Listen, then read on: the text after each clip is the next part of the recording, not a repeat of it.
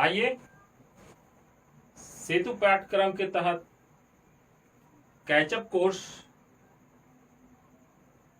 के तहत हम लोग बातें कर रहे थे जीव विज्ञान के पहला चैप्टर की कोशिका जीवन की आधारभूत इकाई। इसमें हम लोग बहुत कुछ अध्ययन कर चुके थे और आज हम अध्ययन करेंगे जंतु कोशिका के बारे में।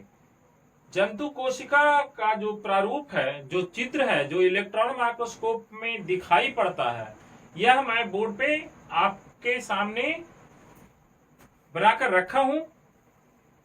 इसको अगर आप ध्यान देते हैं तो देखिए इसमें बहुत छोटी सी रचनाएं मौजूद हैं, जो कि मैंने पहले भी बताया था कि जब तक इलेक्ट्रॉन माइक्रोस्कोप का आविष्कार नहीं हुआ तब तक कोशिका के अंदर जो छोटे छोटे रचनाएं हैं, कोशिकांग हैं या सेल ऑर्गेनेल्स हैं, इनका अध्ययन संभव नहीं हो पाया था।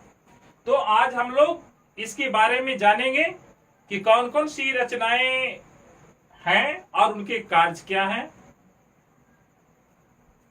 रचनाएं के बारे में पिछले क्लास में भी हम बता चुके थे, तो थोड़ा अब ध्यान दे दें इस पे कि ये कोशिका जो है, ये बाहर से जो दीवार दिख रही है, एक पतली सी झिल्ली दिख रही है, इस झिल्ली को हम लोग कहते हैं कोशिका झिल्ली, कोशिका झिल्ली या प्लाज्मा मेम्ब्रेन।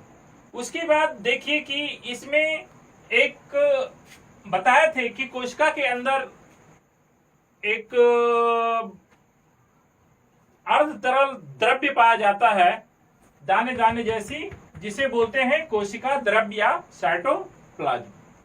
उसी तरह से आप यहां देखेंगे एक प्लेट जैसी सजी हुई रचना है, जिसको बोलते हैं गोल्जी बॉडी, गोल्जी का या गोल्जी उपकरण।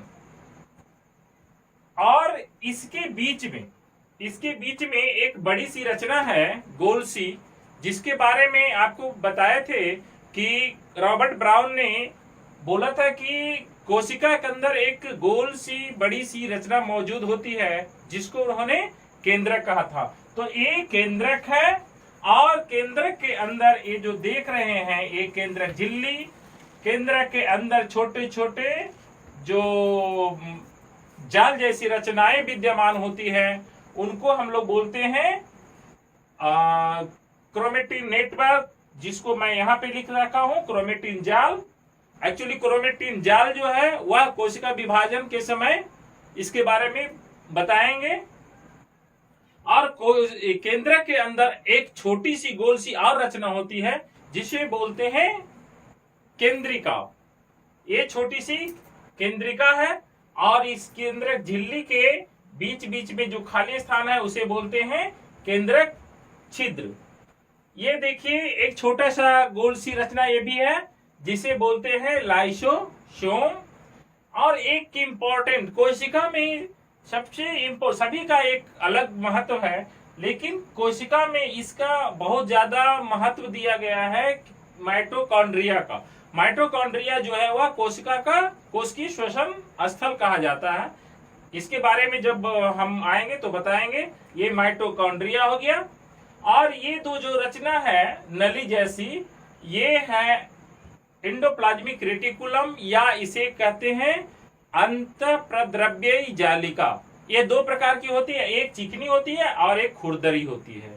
तो इस तरह से छोटे छोटे जो है इसमें रचनाएं मौजूद होते हैं, वो जंतु कोशिका हो या पादप कोशिका हो। थोड़ा थोड़ा डिफरेंस होता है जो आगे हम क्लियर करेंगे। तो सबसे पहले आज हम लोग चलते हैं, बात करते हैं सबसे पहले एंडोप्लाज्मिक रेटिकुलम का, कि एंडोप्लाज्मिक रेटिकुलम क्या है और एंडोप्लाज्मिक रेटिकुलम या अंतःप्रद्रव्य जालिका जो है वह क्या चीज की बनी हुई है। एंडोप्लाज्मिक रेटिकुलम जो है वह लाइपोप्रोटीन की बनी होती है। और ये जो जंतु कोशिका और पादप कोशिका में ये झिल्ली नुमा और नली नुमा इसकी रचना होती है, जो कि कोशिका में प्लाज्मा झिल्ली से केंद्रक तक ये फैली होती है। इसका मेन रूप से जो काम है वह परिवहन का कार्य है। इसमें जो जैसे कि कोशिका में जो प्रोटीन का संश्लेषण होता है और भी चीजें की संश्लेषण होता है, उसे ये क्या करती है, एक स्थान से दूसरे स्थान तक ले जाने का कार्य करती है, परिवहन का कार्य करती है। इसलिए इसको परिवहन तंत्र का निर्माण करने में सहायक माना जाता है, परिवहन का कार्य करता है।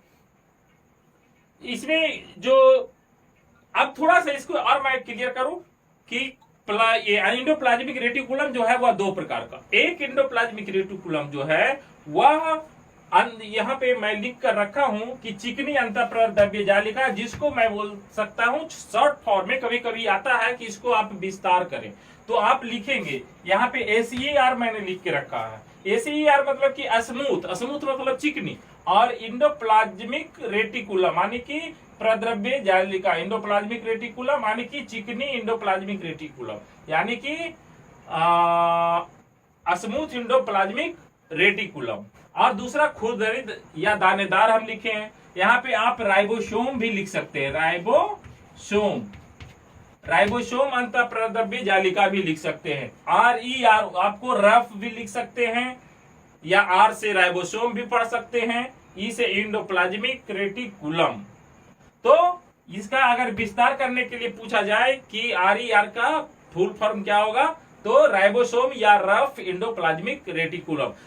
इंडोप्लाज्मिक रेटिकुलम दो प्रकार का, एक चिकनी और एक दानेदार या खुरदरी। चिकनी का जो काम है, इसको ACER जो बोलते हैं, उसका कोशिका झिल्ली में क्या करता है, कोशिका झिल्ली का निर्माण में वो अपना मदद करता है, सहायता करता है। और जो चिकनी अंतःप्रद्रव्य जालिका है ACER, जिसको बोलते हैं स्मूथ इंडोप्लाज्मिक रेटिकुलम, जो है वह फैट और कोलेस्ट्रॉल का फॉर्मेशन आने की संश्लेषण करता है। दूसरी बात है कि यह जो इंडोप्लाज्मिक रेटिकुलम जो है वह कोशिका द्रव्य को सहायता प्रदान करती है। उसके बाद है कि कोशिका प्लेट का निर्माण में जब कोशिका विभाजन होने लगता है तो क्या होता है कि ये कोशिका विभाजन जब होने लगता है तो कोशिका क्या होती है कि दो भागों, यहाँ पे मैंने अभी समझा रहा हूं कि जैसे इस प्रकार से कोशिका जब दो भागों में बंटने लगेगी तो ये कोशिका के बीच में एक दीवार सी रचना बनती है, जिसे सेल प्लेट या कोशिका प्लेट बोलते हैं। इसका निर्माण में क्या होता है कि सहायक होता है। इसके बाद क्या होता है कि कोशिका जो है वो दो भागों में विभक्त हो जाती है। अगर हम लोग रफ इंडोप्लाज्मिक या राइबोसोम इंडोप्लाज्मिक रेटिकुलम की बात करें तो इसका मुख्य काम है कि प्रोटीन का संश्लेषण करना। आप चित्र पे आइए, कोशिका के अंदर आप देख रहे हैं रफ इंडोप्लाज्मिक रेटिकुलम या राइबोसोम इंडोप्लाज्मिक रेटिकुलम। जो इंडोप्लाज्मिक रेटिकुलम पे ये दाने दाने जैसी संरचना आपको दिखाई पड़ रही है, ये और कुछ नहीं, यह राइबोसोम है। और राइबोसोम का जो काम है वह है मुख्यतः प्रोटीन का संश्लेषण करना। तो ये प्रोटीन का संश्लेषण करता है और इंडोप्लाज्मिक रेटिकुलम जो है यह इस प्रोटीन को एक स्थान से दूसरे स्थान में परिवहन करता है। इस तरह से इसको परिवहन तंत्र का ये कोशिका में निर्माण करते हैं। अगर हम लोग अब चलते हैं दूसरी बात कि राइबोसोम के बारे में बात कर रहे थे, तो राइबोसोम के बारे में और भी बताएं कि राइबोसोम जो है वो दाने जैसी इलेक्ट्रॉन माइक्रोस्कोप में दिखने वाली संरचना है। इलेक्ट्रॉन माइक्रोस्कोप में दाने दाने जैसी संरचना दिखाई पड़ती है और इंडोप्लाज्मिक रेटिकुलम के ऊपर में भी दिखाई पड़ती है, ये राइबोसोम कहलाती है। ऐसा होता है कि जंतु कोशिका में जब राइबोसोम जो है वह गुच्छे नुमा भी होता है, गुच्छे जैसे भी राइबोसोम दिखाई पड़ते हैं, तो इसे हम लोग क्या कहते हैं, पॉलीराइबोसोम कहते हैं। ये देखिए मैंने लिखा पॉलीराइबोसोम या पॉलीसोम के नाम से भी जाने जाते हैं। जब क्वेश्चन बना या पूछे जाए कि गुच्छे जैसी संरचना जब राइबोसोम की पाई जाती है कोशिका में तो उसे क्या कहते हैं, तो आप लिखेंगे पॉलीराइबोसोम या पॉलीसोम। तो ये मुख्य बात हो गई राइबोसोम का। अब हम लोग थोड़ा सा बात कर लें गोल्जी अपरेटस या गोल्जी का या गोल्जी उपकरण या गोल्जी बॉडी का। एक्चुअली गोल्जी बॉडी जो है यह प्लेट जैसी संरचना होती है जो एक पर एक सजी होती है, और गोल्जी उपकरण का जो कार्य है वह मुख्य रूप से पैकेजिंग का कार्य है। जैसे स्टोरिंग होता है ना, यह कोशिका में संचयन का कार्य करती है। और इस गोल्जी काय को सबसे पहले कैमिलो गोल्जी ने सर्वप्रथम 1898 ईस्वी में देखा और उन्हीं के नाम से इसका नाम पड़ा गोल्जी अपरेटस।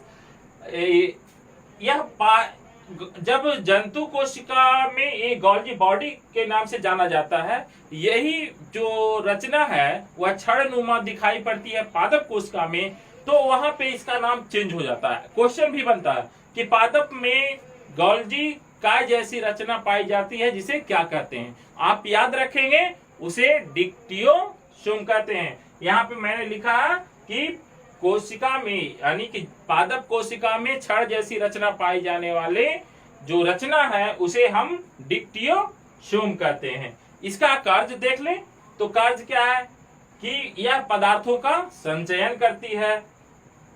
यह लाइसोसोम पेरोक्सिसोम के निर्माण में क्या है, सहायक है। पादप कोशिका विभाजन। अब यहाँ पे एक चीज और है कि गोल्जी बॉडी, वहां पे हम लोग बात कर रहे थे एंडोप्लाज्मिक रेटिकुलम का, लेकिन यहाँ पे गोल्जी पादप कोशिका में गोल्जी बॉडी का काम होता है कि जब पादप कोशिका में कोशिका का विभाजन होने लगता है, तो जब सेल दो भागों में बंटने लगते हैं तो यहाँ पे प्लेट का निर्माण होता है। ये गोल्जी यानी डिक्टियोसोम का है कि ये प्लेट का निर्माण, कोशिका प्लेट का निर्माण करती है और कोशिका जो है वह दो भागों में बंट जाती है। तो आज हम इतना ही। अगले वीडियो में फिर और जो भी छोटी रचना बच रहे हैं इनको लेकर के हम जल्द ही आएंगे। आप स्क्रीनशॉट ले लें। धन्यवाद।